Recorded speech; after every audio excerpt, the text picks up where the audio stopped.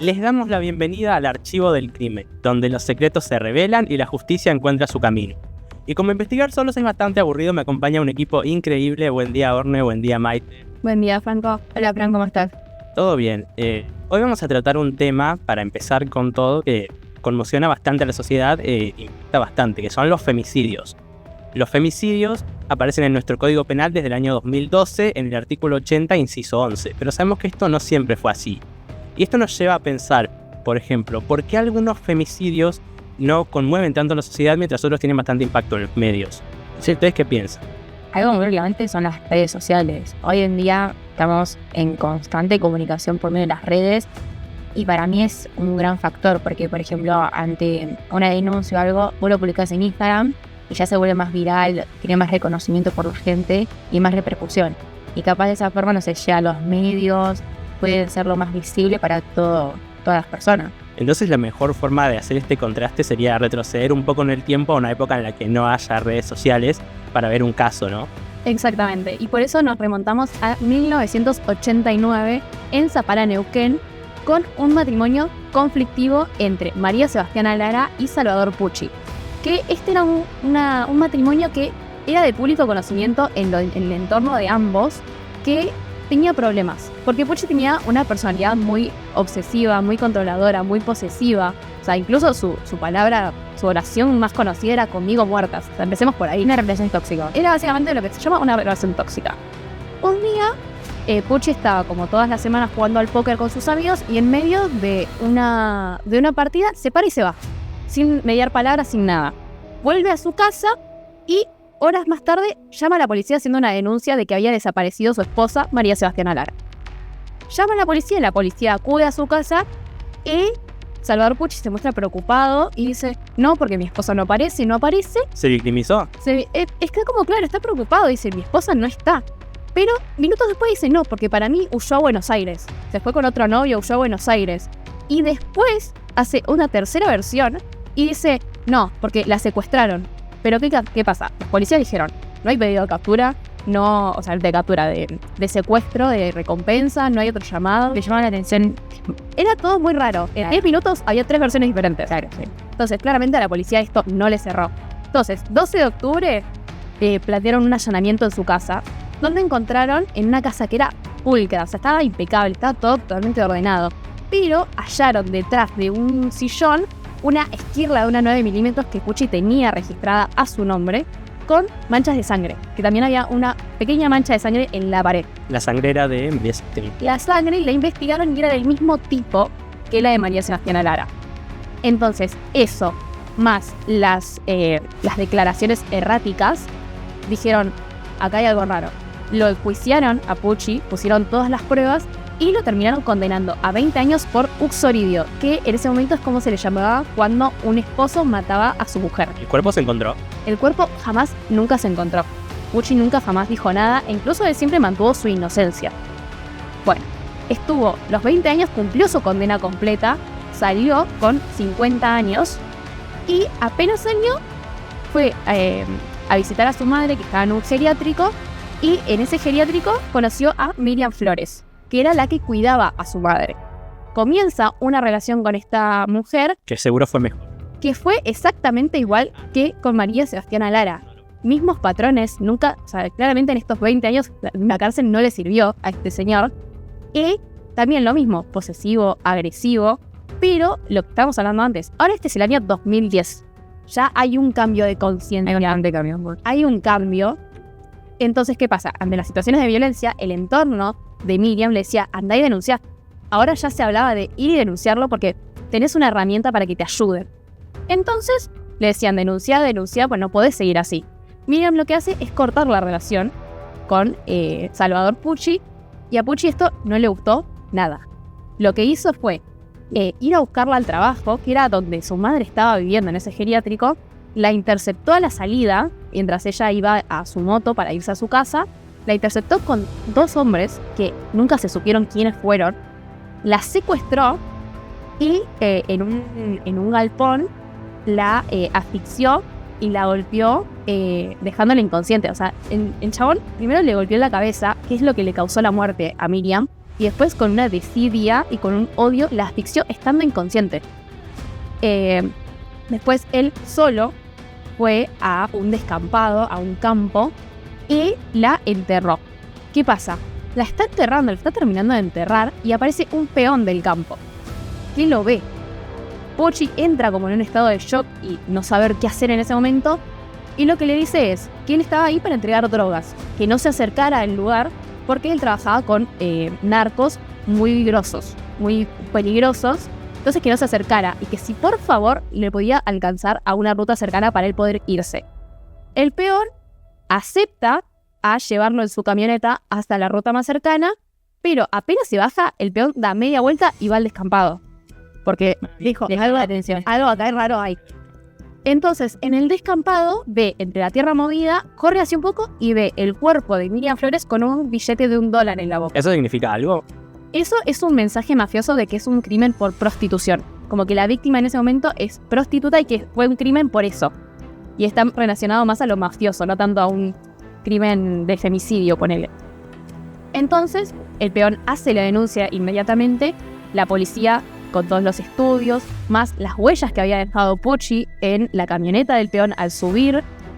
Había restos también de las pertenencias de Miriam Flores por el descampado, que el mismo peón había encontrado, como el chip del celular de Miriam en su cartera. Entonces, todas esas pruebas le sirvieron a la policía para volver a enjuiciar a Pocci y le dieron otros 20 años, esta vez por homicidio simple. Porque en ese momento en el Código Penal no estaba el agravante de femicidio todavía. Sí. Y bueno, ¿y qué pasó con Pocci al final? Pocci, entonces lo que pasa fue que fue a la cárcel y el 28 de julio del 2014, cuando Pocci ya tenía 57 años, se suicidó en su celda con un cable de televisión.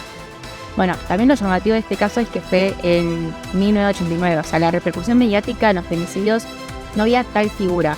Las mujeres tenían, para mí, miedo de denunciar, como que no tenían confianza en que iban a ser escuchadas. También había información muy escasa, no se trataban estos temas en los medios. Si se trataban eran discusiones familiares o básicamente, claro, crímenes pasionales. O sea, no se le daba la entidad que necesitaba un crimen así. Faltaba bastante información en ese. Mucha información. Y algo que me llamó la atención, como lo habíamos mencionado, es que en el primer caso, en la primera condena al femicidio, no se había encontrado el cuerpo. Entonces a mí me interesa saber cómo se procede a una condena cuando no se encuentra un cuerpo. Para eso tenemos que hablar con nuestro experto abogado Hernán Zarratea. Bueno, no son los casos más cotidianos, ¿sí? Normalmente las condenas son cuando aparece el cuerpo. De hecho, en La Matanza tenemos una fiscalía temática, que es la Fiscalía Temática de Homicidios, que se especializa en este tipo de cuestiones. ¿Por qué es importante tener el cuerpo? Porque a partir del hallazgo del cuerpo, los médicos forenses hacen una operación, que es la operación de autopsia, y en función de eso se determina cómo fue el homicidio.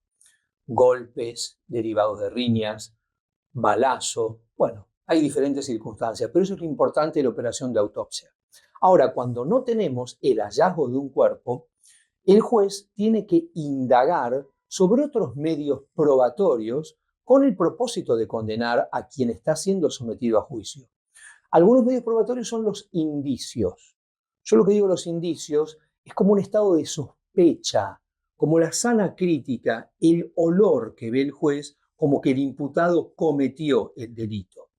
Insisto, en La Matanza no tenemos condenas de homicidios sin cadáveres. Sí, en un departamento vecino como Lomas de Zamora obtenemos ese resultado, pero no son los casos más cotidianos. Pero, insisto, es muy complicado para los juzgadores determinar la culpabilidad de una persona cuando no hay un hallazgo de un cuerpo.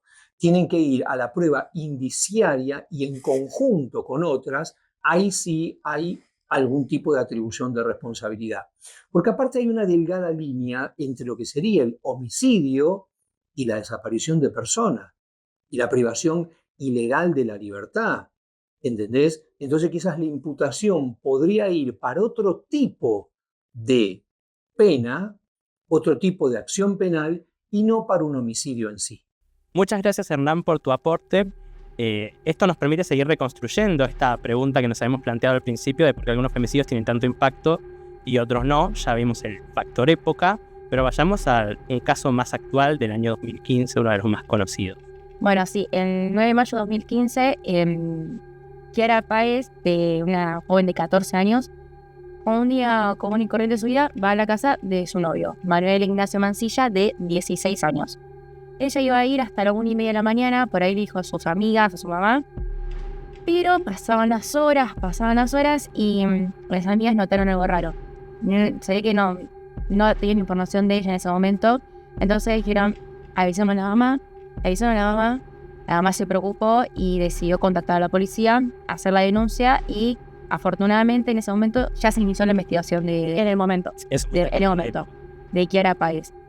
Y bueno, al día siguiente los perros de la policía fueron hasta la casa de Manuel Mancilla y encontraron en el patio de su casa el cuerpo de Kiara bajo una losa de cemento. Que sí, es la verdad muy fuerte. Encontraron el cuerpo y básicamente el fallo dictaminó que Kiara había sido ahorcada con una mano y con la otra fue golpeada contra una piedra y también con una mesa que había ahí en el galpón, en el lugar donde fue el hecho. Y bueno, también el caso no lo hizo solo. Tuvo cómplices que no fue nada más ni nada menos que su propia madre y el padrastro. Lo ayudaban a cometer este homicidio básicamente.